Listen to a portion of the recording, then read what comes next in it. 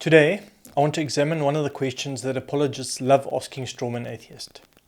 It's a two-part question. How can you be sure that there is no God? And if you're not sure, what stops you from looking at the evidence? This is one of those questions where atheists frequently differ between themselves, between outright denial and admitting that you cannot disprove the existence of God.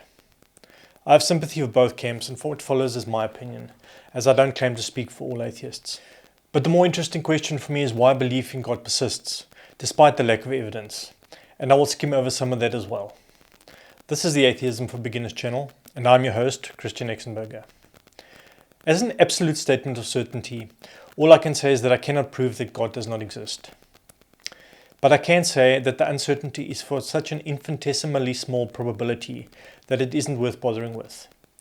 There's no way to prove that something invisible, intangible, and otherwise completely undetectable doesn't exist. But just because you can't prove that something doesn't exist doesn't mean you should start believing in it. There is no way to prove that there isn't a cupboard somewhere through which lies a doorway into another world, one ruled by a lion. There is no way to prove that Narnia doesn't exist, but that's no reason to start believing that it does. Like Narnia, God's existence is unfalsifiable, as it cannot be detected and therefore it cannot be disproven. But it isn't up to me to prove that God does not exist. The religious folk invented him, so it's very much up to them to prove that he does. Until that proof is forthcoming, there is no compulsion for me to believe in him, just like I don't feel the need to believe in Narnia. God's existence is unfalsifiable. But even without evidence, for the sake of theoretical mathematical honesty, I think you need to leave the possibility open that she does. But for all practical purposes, without any proof, it can be safely assumed that God does not exist. And that basically renders the second part of the question moot. But I'm sure that you're here because you're interested in the answer, so I'm going to indulge the question anyway. Ironically, the question is that I have looked at the evidence. When you live in a society where you can be ostracized for your beliefs or lack thereof, and even worse, you can be sentenced to hell and damnation for all eternity if you're wrong, you had better be certain of your position. I ditched my belief in God and religion as soon as I was old enough to think it through for myself. But later in life, I did go back and take another look at the evidence in its favor. I took a long, hard look at Christianity to see if it contained anything that would convince me. I also looked at a few of the other major religions to see if there was anything different there. I left myself open to being convinced.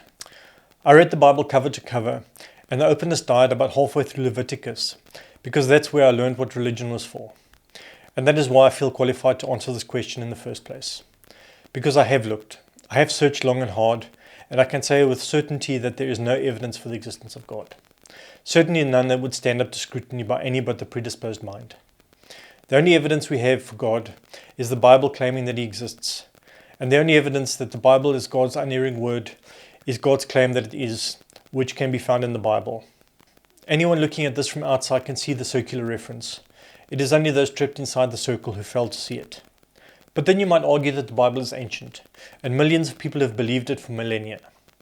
But the fact remains that the amount of time people spend believing in something, or the number of people who believe, in no way influence its reality. If 1 billion people believe that the moon is made of green cheese, no matter that they believed it for 1,000 years, it would in no way influence the nature of the moon. Which is very lucky, because there are some rather strange beliefs out there that I'm very grateful cannot be made real through belief alone. But then you may argue that I'm being disingenuous here.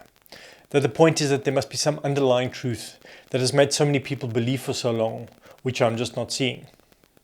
But there are many reasons why belief in God persists, even in the absence of evidence.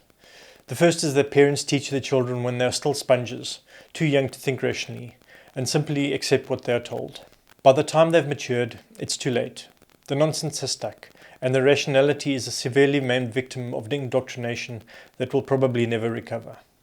This is why the Bible tells us that we must teach and instill biblical doctrine in the young.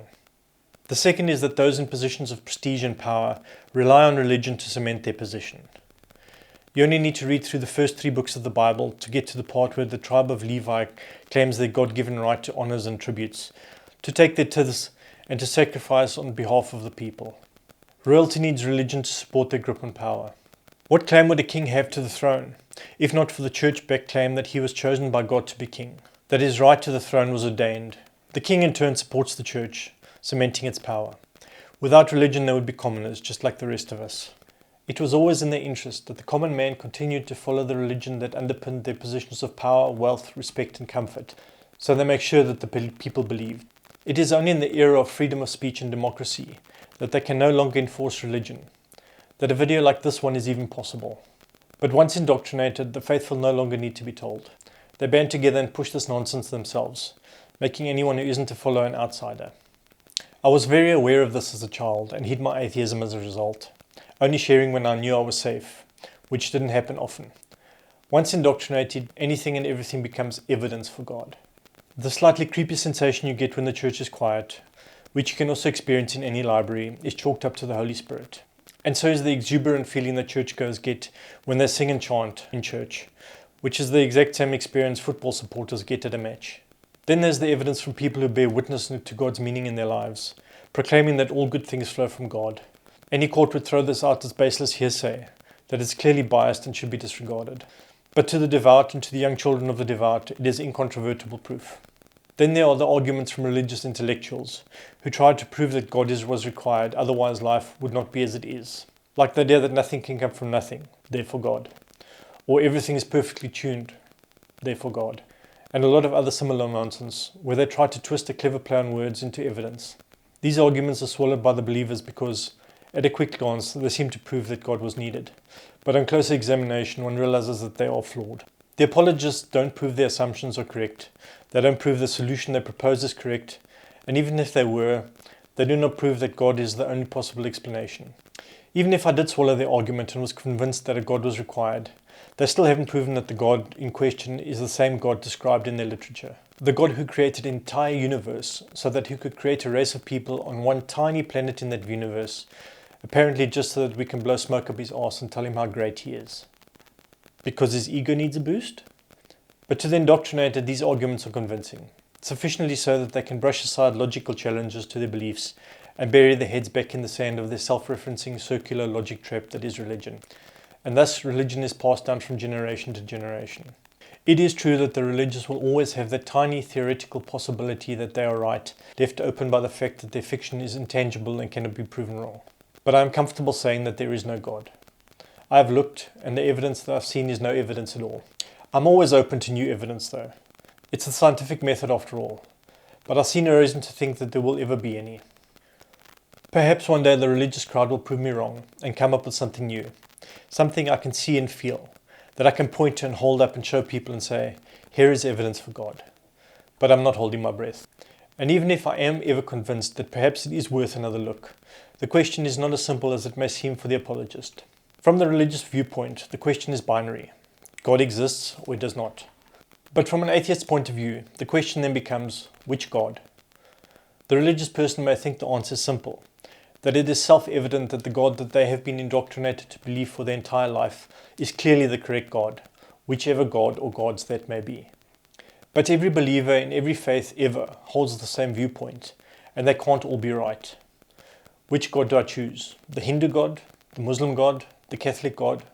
What about the ancient gods, the Greek gods, the Norse gods, the Mayan gods, the pagan gods, the gods of the African plains and 1,000 others?